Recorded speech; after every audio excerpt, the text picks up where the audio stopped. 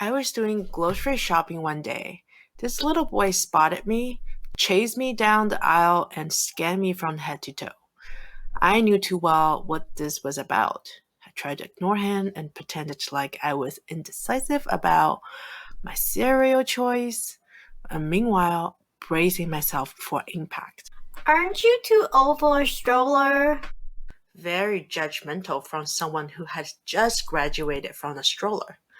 I had a million lines went across my head to take him down, but at the end, the best I could come up with was I think your mom is looking for you, so maybe you should probably go. Like, please? Curious kids are the worst. There was another time I was in line at a fast food restaurant. I heard a tiny voice coming from behind. Dad, what is that? Here we go again, the sound of sweet and pure curiosity. What is that thing over there? She asked again when her dad clearly tried to avoid answering.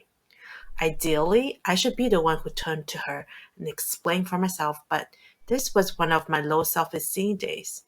I was in my sweatpants, hungry and tired. I didn't feel like being an inspirational disabled person.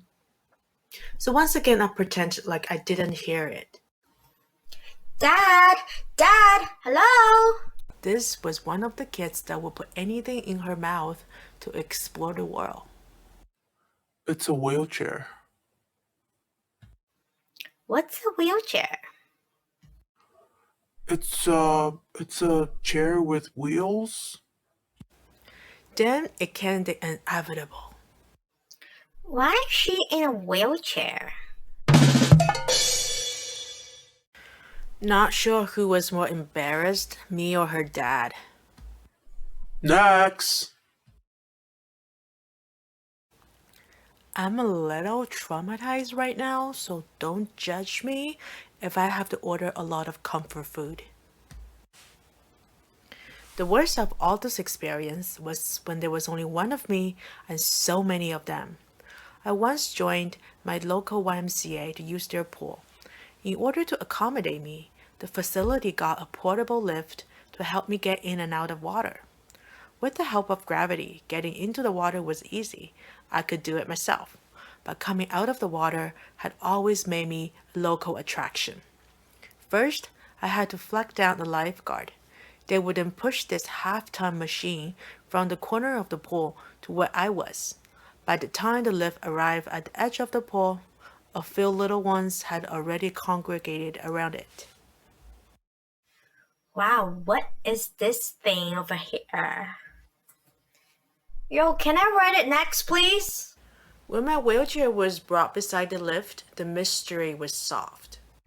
Oh, I know, it's for wheelchair people. But who is this for? They turned their little heads around like owls in search for their prey.